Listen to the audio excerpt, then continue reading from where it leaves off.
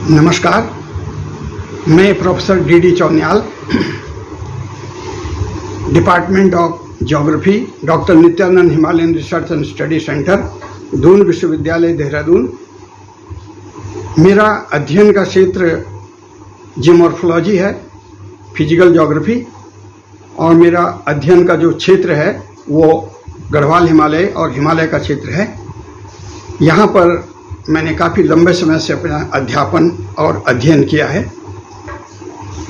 आज मुझे media dictionary channel के श्री अंकित तिवारी जी ने आग्रह किया था कि आप हमारे चैनल के लिए अपने अनुभव जो आपके हिमालय क्षेत्र में हैं उनको साझा कीजिए।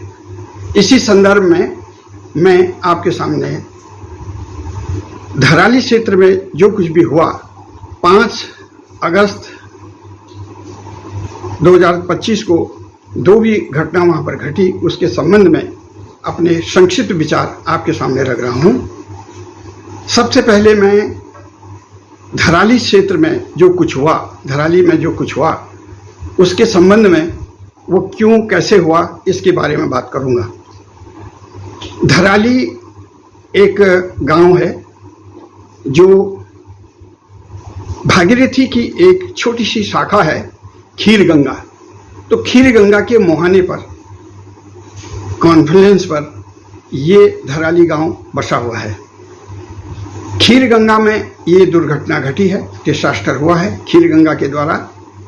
खीर गंगा का जो उद्गम स्थल है, ये उद्गम स्थल नितांत बर्फीला, स्नो कवर्ड एरिया है, बर्फ से आच्छादित है।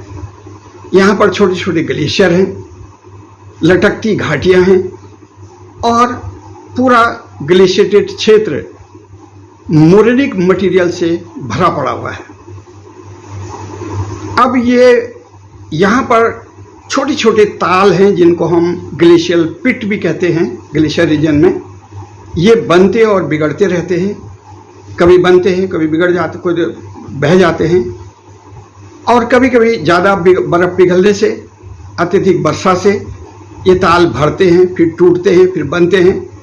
इसी प्रकार की घटना खीर गंगा के उद्गम स्थल पर भी हुई है। और यहाँ कोई छोटे मोटे ताल बने और वो टूटे, वो जब नीचे की ओर टूटे तो उन्होंने और भी मटेरियल को बहा करके नीचे लाए और इस प्रकार से पानी जनरेट हुआ। पानी जनरेट होने के कारण मटेरियल, जो लूज मटेरियल था ग्लेशियर का, उस लूज मटेरियल को बहाते हुए, अब वो मटेरियल किस प्रकार का था, जिसमें बड़े बड़े बोल्डर थे, पत्थर थे, पेबल्स थे, ग्रेवल्स थे, बजरी, सैंड्स, ये तमाम ग्लेशिएटेड मटेरियल को बहाते हुए वो पानी नीचे को आया।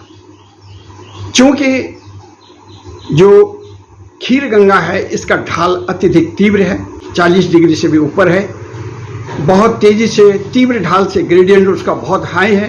वहाँ से आती हुई ये नदी बहुत इनॉर्मस अमाउंट ऑफ वाटर और सेडिमेंट्स के साथ सीधे अपने बेस पर आती है, जहाँ पर कि धराली गांव है। धराली गांव को ये तहस नहस कर दे, पूर्ण रूप से तहस नहस कर देती है। और जितने भी उसके मुहाने पर जितने भी घर थे, होटल थे, रिजॉर्ट थे, होम स्टे थे और एग्रीकल्चरल लैंड थी, सेब के बागान थे, वो सब तहस नहस हो गए, सिल्टेड हो गए, पट गए। उसके अंदर जब भवन टूटे तो उनके अंदर लोग भी थे, उन्होंने जान माल सब ध्वस्त हो गया, खत्म हो गया। तो इस प्रकार से ये घटना घटी। अब यहाँ पर मैं थोड़ा सा आपको यहाँ पर का इतिहास बताता हूँ कि ये घटना जो आज घटी है, 1840 में भी यहाँ पर इस तरह की घटना घटी थी और इस घटना ने एक बहुत बड़ा फैन यहाँ पर बनाया था। क्योंकि ये मैं आपको वीडियो, मतलब ये पिक्चर नहीं दिखा पा रहा हूँ, तो इसलिए मैं उस फैन को आपको दिखाता और उसके बाद आपको क्लियर पिक्चर पता लगते कि यहाँ पर पहले भी 1840 में एक बहुत बड़ा फैन बनाया था इसी नदी ने, और फिर वो फैन स्टेबलाइज्ड हो गया। धीरे धीरे लोगों ने वहाँ पर अपने घर खलिहान अपने खेती करना प्रारंभ किया, बाग लगाने शुरू किए और मोटर रोड भी इसके बीच से होके, बिल्कुल उसी मुहाने से होकर के गंगोत्री धाम के लिए मोटर मार्ग भी वहीं से निकलता है।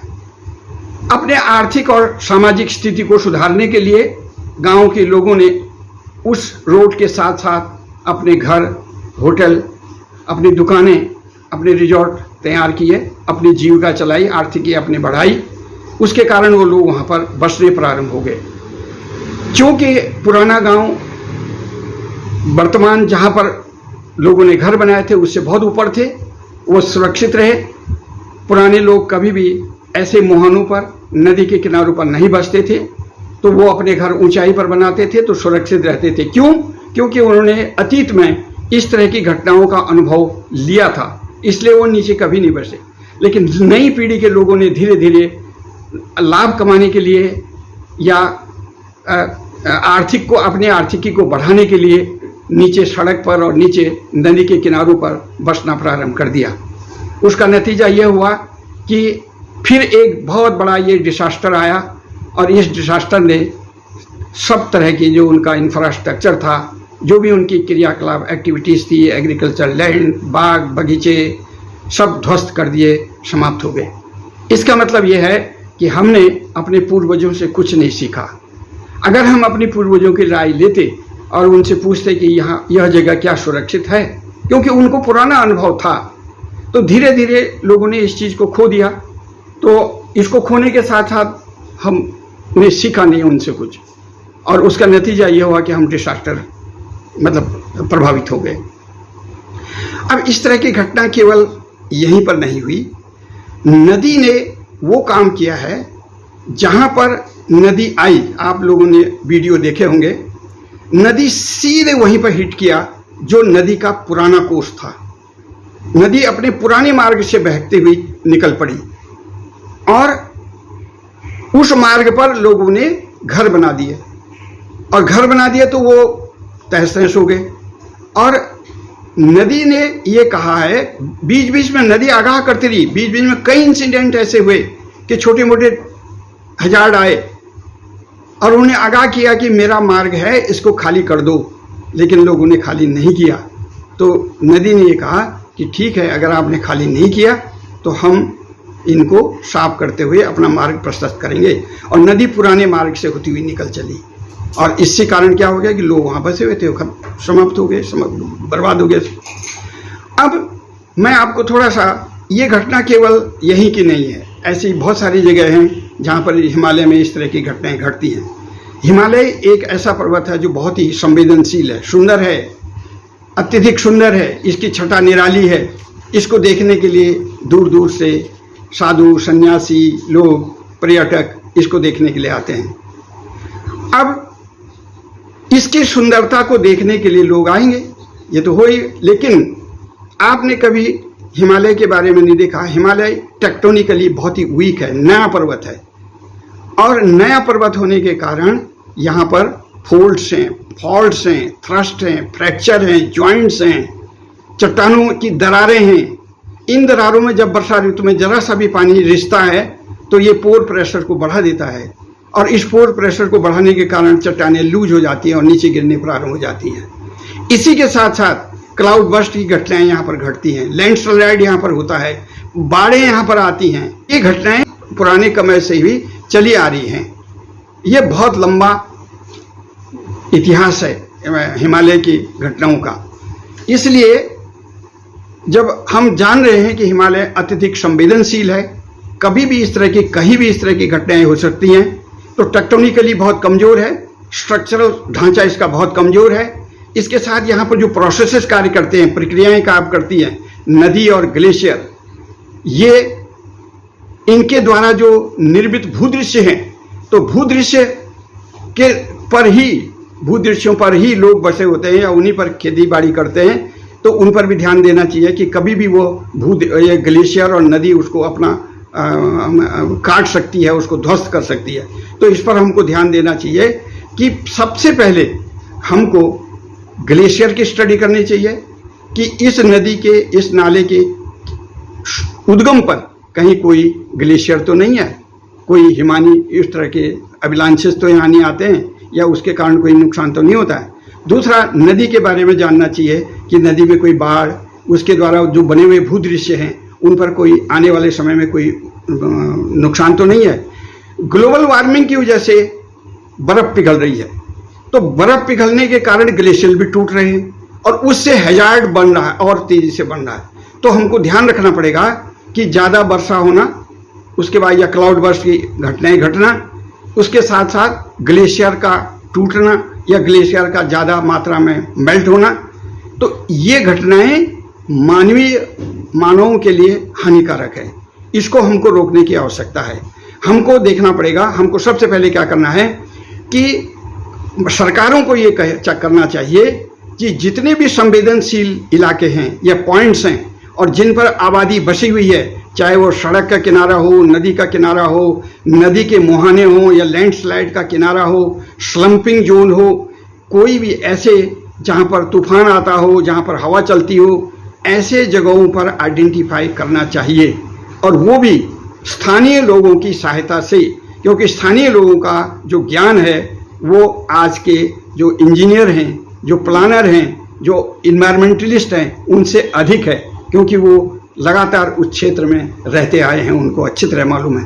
तो उनकी सहायता से एक ऐसे भूदृश्यों को डिमार्केट करना चाहिए, जियोमॉर्फोलॉजिकल स्टडी होनी चाहिए हर जगह की। जैसे फैन है कहीं पर बना हुआ, या मुहाना है बना हुआ, या नदी की वेदिका है, नदी का तट है, ऐसे जगहों पर आइडेंटिफाई करना चाहिए। और अगर वहाँ पर आबादी बसी हुई है तो उन आबादी वाले क्षेत्रों को वहाँ से हटाना चाहिए, उनको वार्निंग देनी चाहिए। अगर वो हटते हैं तो ठीक है, अगर ज़्यादा खतरा है तो उनको बाई फोर्स वहाँ से हटाना चाहिए। और इस तरह से पूरे हिमालय के क्षेत्र में जहाँ जहाँ भी, उच्च हिमालय का क्षेत्र तो बहुत ही संवेदनशील है और हिमालय ये भागीरथी घाटी तो बहुत ही ज़्यादा संवेदनशील है। पर्यटक अधिक मात्रा में आ रहे हैं, उनके लिए लोग उनकी सेवा के लिए या उनको सर्विस देने के लिए लोग नेचुरली अपने होटल बनाते हैं, घर बनाते हैं, जहाँ उनको सुविधा मिलती है वहाँ बनाते हैं। और सड़क के किनारे बनाएंगे, जहाँ सड़क से लोग जाते हैं वहीं पर उनकी दुकान वगैरह होती है। इस चीज़ को भी ध्यान रखना होगा। और इसके साथ साथ मैं एक चीज़ और कहना चाहता हूँ कि जो ये गांव है, इस गांव पर क्या होना चाहिए, इनको उस जो फैन जो इनका एरिया था उस पर उनके खेत बनने चाहिए, उन पर खेतों पर बाग लगाना चाहिए, उनके डिमार्केशन करके सरकार उनकी डिमार्केशन करे, मलबा को साफ करे, उनके खेत बनाएं, उनको रहने के लिए आकर्षित करें कि नहीं आप कहीं मत जाओ, ऊंचाई पर अपने घर बनाओ, अपनी दुकानें बनाओ, ऊंचाई पर जाकर के अपने घर बनाओ और इस एरिया को फिर अपने इनको खेत बनाओ, इसमें बाग लगाओ और इसमें अपनी जीविका का उपार्जन करो। हिम्मत नहीं हारनी चाहिए।